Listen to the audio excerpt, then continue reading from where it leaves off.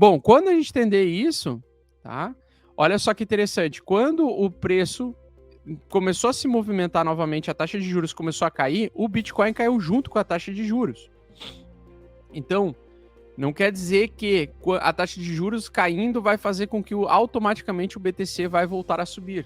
Não quer dizer isso. Quer dizer que eles querem estabilidade.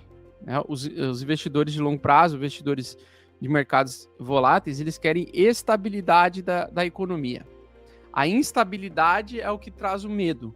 E o medo é o que traz essa ação das pessoas aceitarem o prejuízo, aceitarem a ruína e aceitarem perder dinheiro ou vender os seus ativos mais barato. Então, eu estou respondendo isso porque muita gente ontem me perguntou no Instagram, falando assim, Augusto, tu se arrependeu alguma vez de ter vendido teus bitcoins? Não, eu só me arrependi uma vez na vida com os bitcoins quando eu fui liquidado no mercados futuros, que eu coloquei todos os meus bitcoins a risco, apostando em mais queda do bitcoin por causa do covidão, e eu fui liquidado. Tá? Então esse é o meu único arrependimento. Eu não vendo bitcoins, pessoal. Eu só estou acumulando bitcoins. Tá? Então eu uso essa oportunidade porque para mim a oportunidade melhor é agora, acumular bitcoins no baratos, né?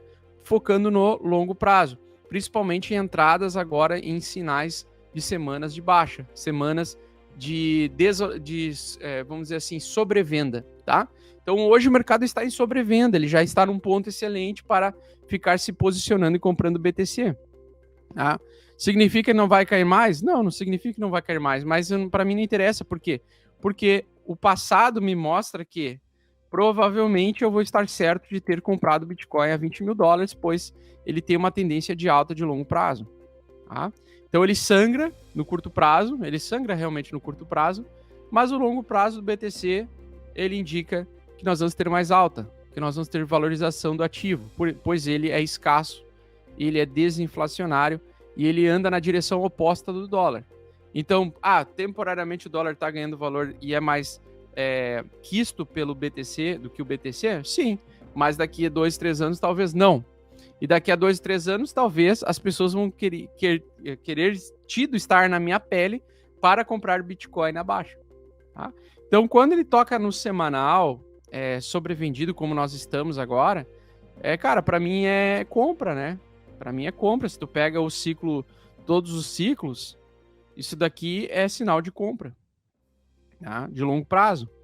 Vou fazer o quê? Ele pode cair mais? Sim, pode cair mais, mas foda-se, para mim, se eu vou comprar 20 mil, também vou comprar 14. E se cair para 10, eu vou comprar 10. Foda-se, eu sou refém de coisas que eu não controlo. O que eu não controlo? Eu não controlo se vai ter mais elevação da taxa de juros depois de setembro. É aquilo que eu tô falando para vocês.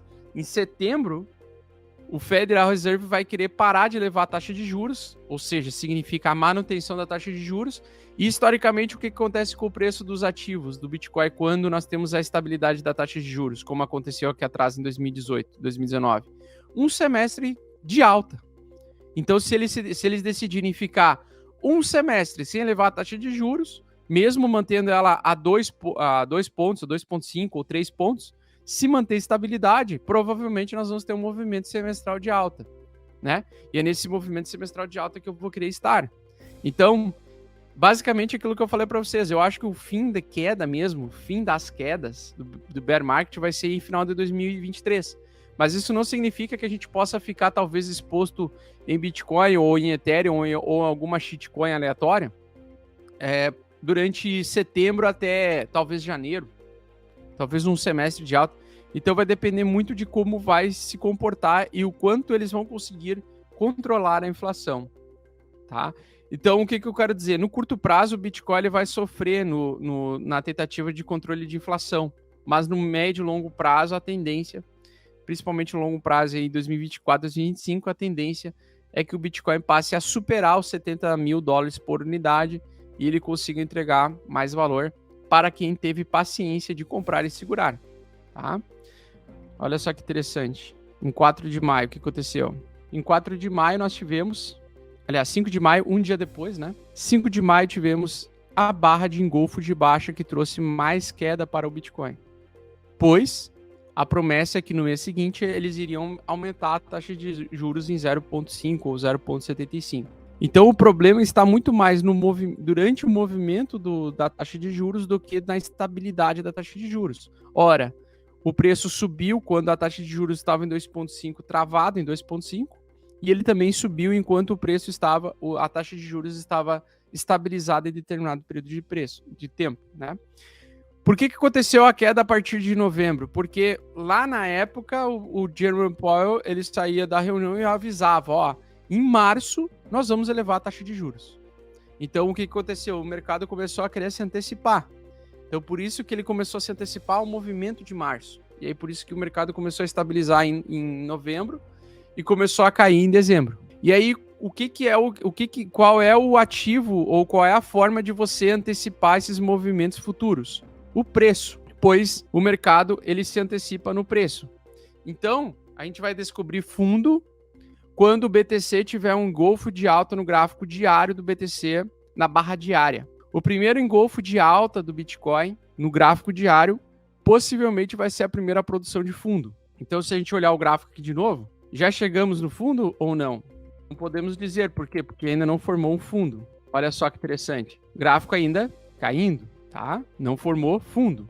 Quando é que forma fundo? Forma fundo na primeira barra verde que surgir diária e fechar o dia positivo. Parece bem simples e óbvio que eu tô falando, mas não é tão óbvio e simples que eu tô falando. Por quê?